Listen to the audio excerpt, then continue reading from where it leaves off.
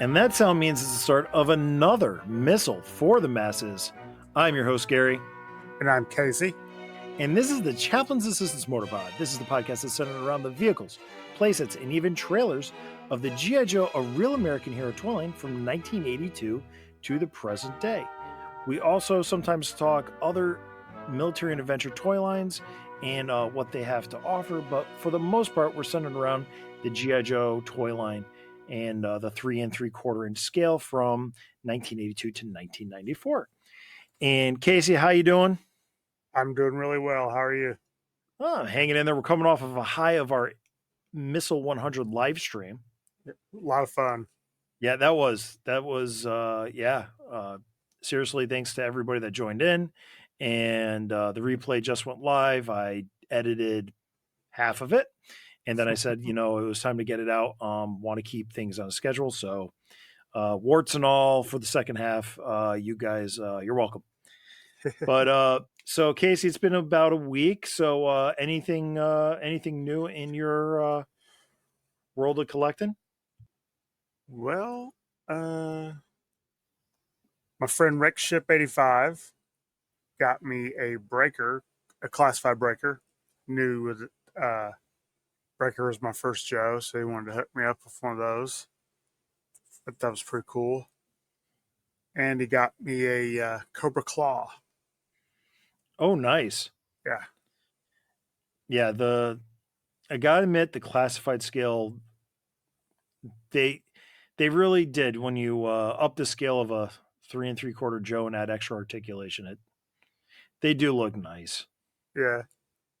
And I'm not buying everything. I'm buying what I want. I don't buy everything. Like, everybody went crazy for Cold Slither. Easy pass for me. Yeah, no, it's I'm tempted, but because we already got the Cold Slither Zartan from Super 7, I'm thinking that Brian Flynn will release the rest of the band eventually in, as you say, Casey, on your show, the Lord scale. The Lord scale. Me, I got my Super 7 pre-order in, and I got my Zartan with the record. I got the Cold Slither tour t-shirt, and then I got the Suicide Bat from issue 53 of the Marvel run. That was pretty cool. Yeah, and pretty happy with it. I was talking to Wes, and Wes was like, "Oh, the dynamite's not as detailed as the rest of the figure," but I said, "You know what? I don't mind. I think it's pretty awesome. I think it's really interesting. Really, all they did was they added a new chest piece, and then they added a little like half backpack to complete the wraparound bomb look, and you can still take off the back of the dynamite, and then you can put the backpack, the regular backpack on them. And they added just some paint apps. Yeah. They gave the bottom of the boot. They gave the metal clasp over the laces. They gave that some silver paint. They gave the ridging on the top of the boot some silver paint. And then on the face, on the original release, they painted the trim silver to go with along with the face mask. They subtracted that, and it actually makes the head look like a whole new sculpt. But really, it's the same head. It's just a new chest piece and some different paint apps. And I'm down for more bats. I love bats. I have my little bat army. They're my favorite army builder. Yeah. And they just go well. They're great. So I added 3 of them to my collection, and coming to a battle near soon, you just kick them out the door, and maybe you jettison them out of a Mamba. What did they call the pod? Oh God, we were talking about that. Yeah, Wince or something like that. The molt. Mold. The molt. Okay. I know it had a T in it. Yes. Wes is probably screaming at his radio right now. So Anyway, so that's cool. Yeah, so it's been fun, and we're recording this, and we're still high on that. So continuing the tradition. And if obviously, if you read the title tonight, we're going back to 1984. We're going back to the Bivouac battle station. And Casey, 1984 is the year before I got into GI Joe, and we were talking earlier. So you had been into GI Joe how long by this point? 2 years. I was day one. 1984, the Bivouac. Do you want to take the listeners on a tour of the box? The box has just the beautiful art. You've got looks like short fuse firing off a missile or a mortar. It could be a mortar. And you got Breaker trying to or has made contact with someone. Got some tools there. I love the background with the explosions, the dirt. It's very nicely done. I'd never had the bivouac. I didn't have it as a kid, and I don't have it now. More things for you to look for. So hopefully, maybe, hey, you know what? You can use this as market research for yourself. Yeah, there we go. Do you want a bivouac? Find out. You know what? That's going to be the question we're going to ask at the end. Does Casey want a bivouac for his collection at the end after talking about it ad nauseum? So yeah, like you said, I think it's interesting on the cover or on the front of the box. They're using the two Joes best suited for the bivouac. So like you got short fuse, but you lost his accessories. Boom, Yeah. buy the bivouac. Breaker, you broke his comm set. Boom, bivouac. It's better than an accessory pack. That's the tagline right now. Bivouac, better than an accessory pack. And Casey will be the judge of that. Yes. Got the hook we got the hook, Casey. So yeah, so Bivouac battle station, forward observation post with light gear and rocket launcher, does not shoot. So we're gonna go back. Actually, you know what? And I'm just gonna say this. In 1990, they introduced FFT, finger flick technology. That would have been perfect for the rocket launcher. So on the back of the box, the GI Joe Mobile Strike Force Bivouac. It's part of the new Modern Army GI Joe collection of vehicles, weapons, figures, and accessories. Use it to help GI Joe defend democracy and battle his evil enemies. We get the rocket launcher elevates, does not shoot. We get sturdy construction for rugged play, super realistic detail, actual size shown, accessory rack to hold light gear, and I'm going to read the contents because radio with antenna, and then just read off the back of the box to finish it up. Contains tent, floor, 2 tent poles, cot, 2 cot legs, accessory rack, radio, antenna, machete, shovel, axe, canteen, rocket launcher, rocket tripod, and then label sheet, GI Joe folder, instructions, and blueprints, and all that for just one measly flag point. All right. I'm looking at the back of the box. Thanks again to 3D Joe's and Carson Metaxas for providing this excellent resource. So Casey and I can look at the box online and also other details. And I'm going to start off. The one thing I notice on the back of this box is the absolute red tint. Yeah. But other than that, the only other thing is the posts on the bivouac are straight up, whereas the toy they're hooked. And not really much else.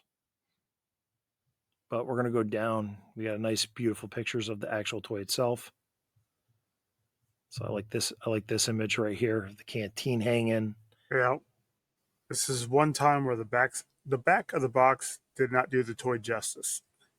So we're gonna look at the blueprints now, and we got the cot. Number one, we get the cot, which is the place where your figures can relax. You get number two, the tent. green plastic. Basically, everything is green on this thing or a shade of green. You get your tent support poles, which are molded in gray plastic. You get your number 4, the XM65 fiberglass rocket launcher. Now, fiberglass, flames, Hmm. yeah. I mean, they do use fiberglass as an insulation material for high heat applications, but I don't know if I would trust a fiberglass rocket launcher. What about you? Probably not. And then number 5 points to this little radar dish on top of the light green rocket launcher. It's a laser guidance kit, but to me, on the toy, it looks more like a radio antenna than anything. I was gonna say, yeah, it looks more like radar, not laser Yeah, radar. or laser. And then we get to number 6, the tripod base, which is just the light green plastic. Then number 7, we get the XM65A 98 millimeter projectile. So that's just this light green missile. It's just stubby. It looks almost like a mortar grenade than a rocket than anything, if anything. Yeah, 8 is the accessory rack, and that's where you're going to put item number 9, the shovel, number 10, the axe, and number 11, the machete, all molded in a dark gray plastic. And then you get your number 12, your 16-ounce canteen, and you end up with number 13, the field radio. the first thing I would do is take that machete and give it to oh my goodness, what is his name? The one's got the blue machete. It looks so dumb. Oh, muskrat? Muskrat. Muskrat's a great character, but that blue machete, it's got to go. So I'd give him that one. Big improvement. Yeah, no, see, 1984, Bivouac, you know who I'm thinking for the machete? Who? Bracondo. Oh, The machete is just a good accessory overall. And even in the 90s, when they molded the machete in like such realistic colors as yellow, and then other colors as like slightly different orangish shade of yellow, uh, I don't mind the colors so much. Stands out against the carpet when you're looking for it. All 3 tools on this are just good for, diorama pieces. But like, let's say you have a bat sneaking up on the bivouac, but you have a sticker, a field outpost, and GI Joe logo on the base. This is before, or maybe this is about the era. You'd think that they'd have a big GI Joe sticker, like Awe Striker size, to put on the tent itself. Just something like that.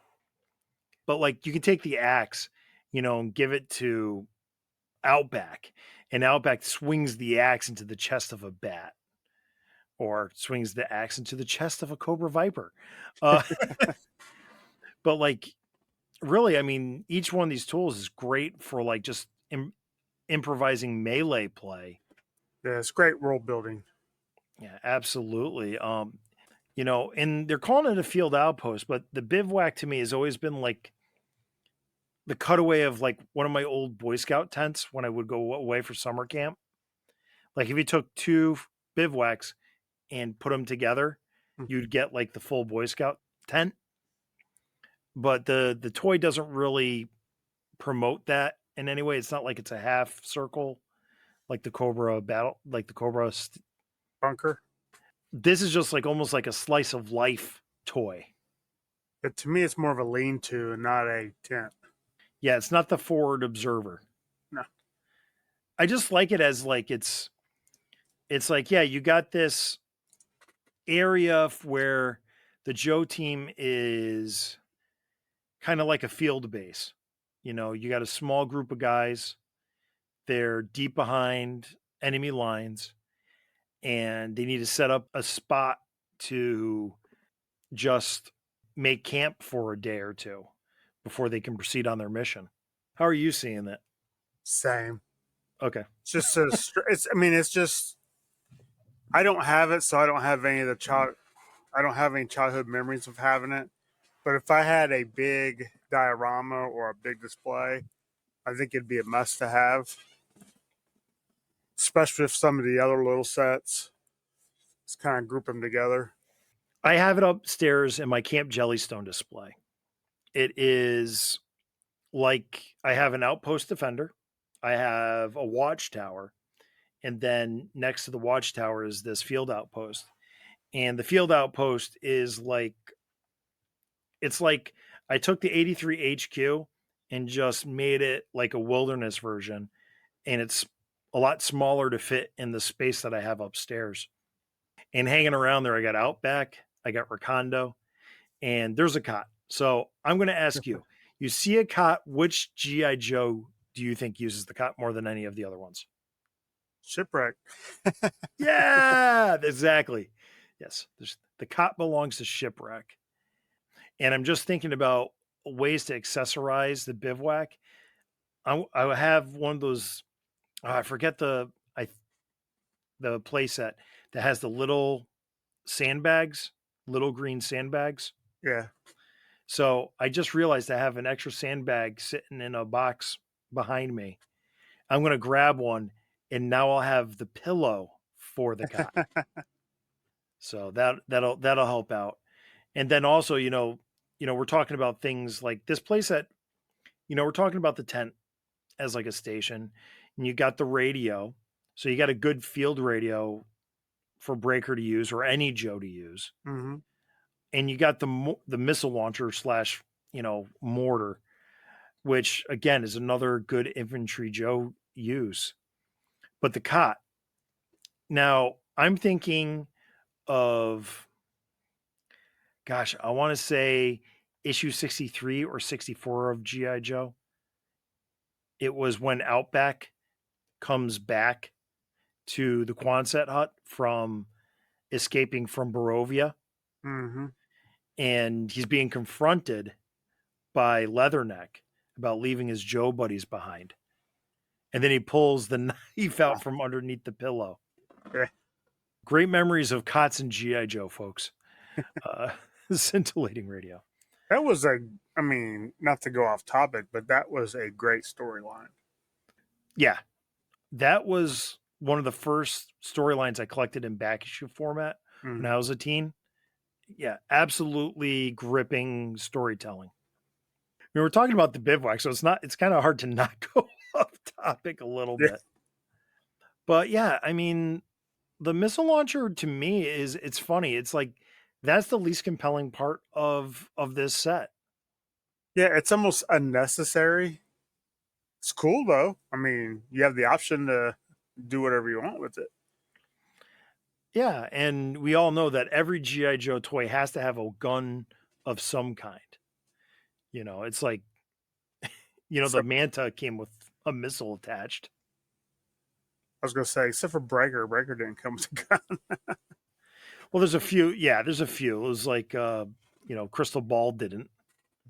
It's just a neat little world building set. And, you know, Casey, I know you don't have one. And I guess that's the thing. So looking at this, discussing it a little bit, what are your thoughts? Do you think you'd be convinced to buy a bivouac? If I had a diorama for it, I would get it. But just to have it sit on my shelf, I don't need it. But if I had, like a nice diorama set up for it, I for sure get it.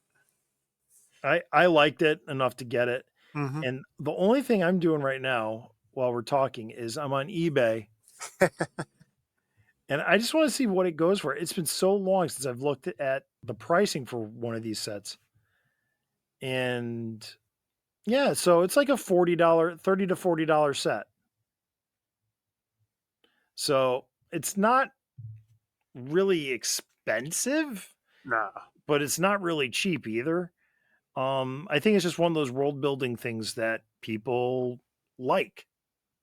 And I've said it before, I said it again, G.I. Joe killed it world building.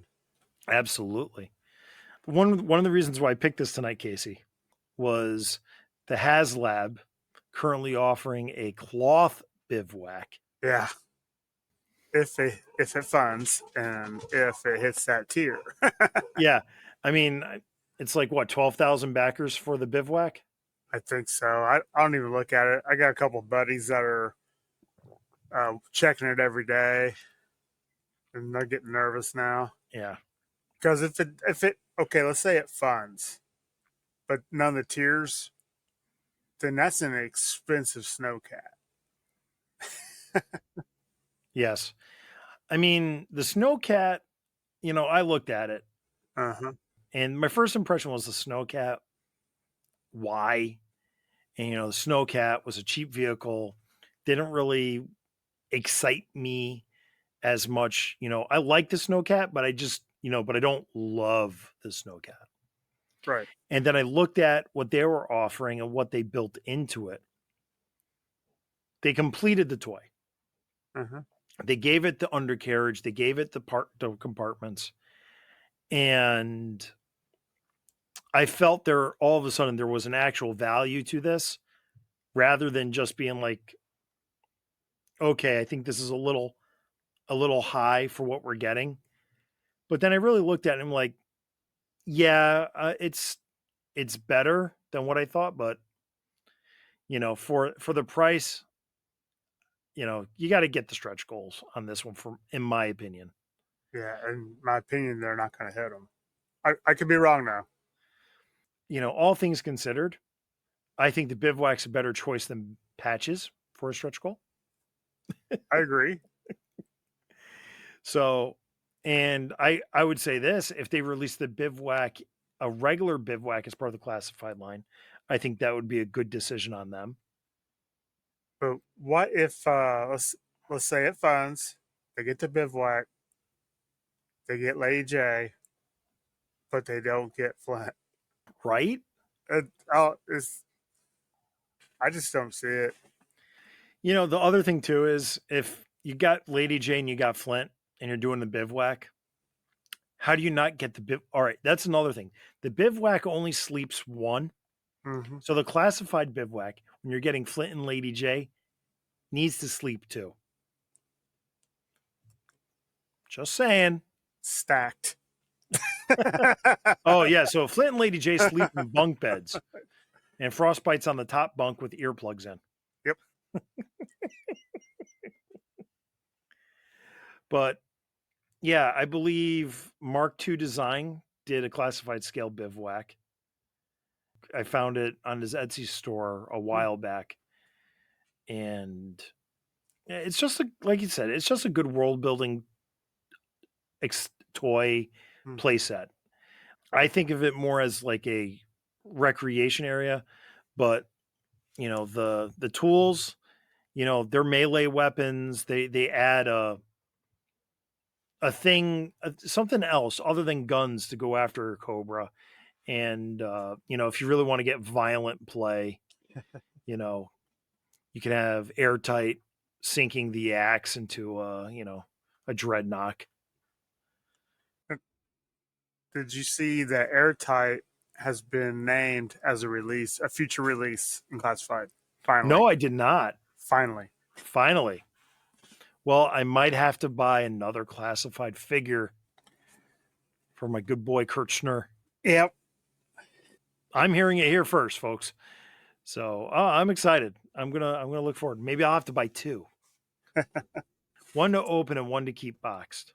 They said Lifeline, Hit and Run finally. Hit and Oh, Run, one of my favorite all time favorite figures. yep. I'd like to see how that see if it comes with the duffel.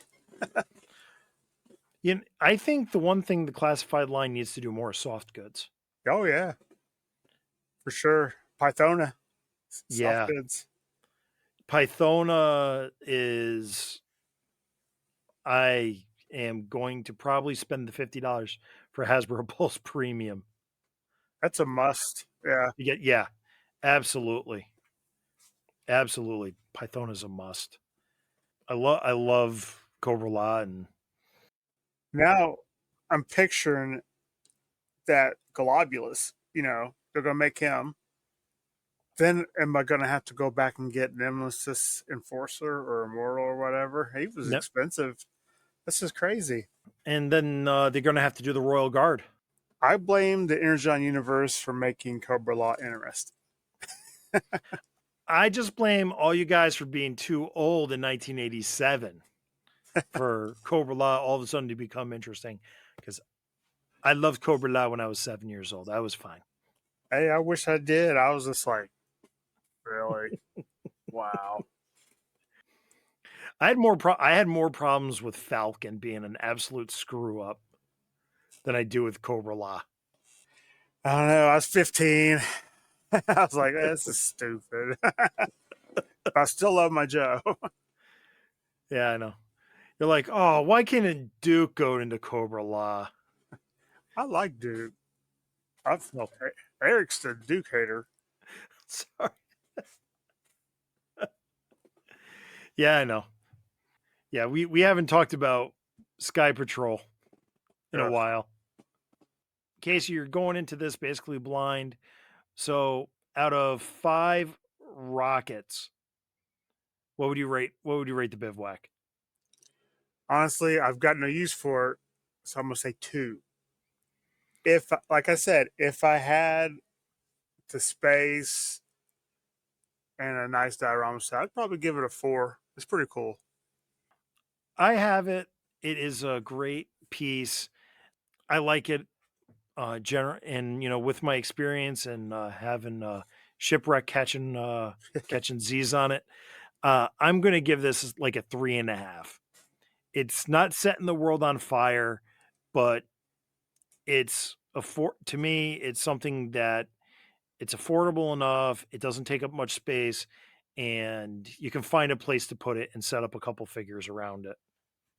So I'm a solid 3.5. Nice.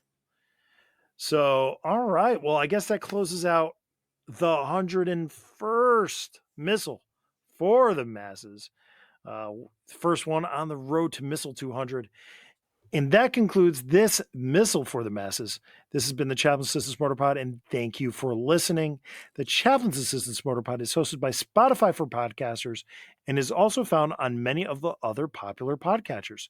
Please like, share, review, comment, or otherwise interact with them, as it only helps to improve and grow this podcast. For more Chaplain's Assistance Motor Pod, you can find me on social media at Chaplain Joe Pod on Facebook, Instagram, X, and YouTube. Or you can send an email to chaplainjoepod@gmail.com. And if you want to hear more from me, you can check us out every Saturday morning at 8 a.m. Eastern. Podcast from Pit goes live. We also have a pretty fun Facebook group, Instagram, and my wife made me a TikTok for some reason. I'll never use it, but she says it'll help. Dude, get action figures to do TikTok dancing. I know you have friends. They can make you TikTok videos of classified figures doing the latest trends on TikTok. Well, the Chaplain's Motor Pod is the strange but not a strange nerdy little brother of the Pint, a pop culture podcast. And with all that said and done, one final missile for the masses: be decent to one another. Take care, everybody.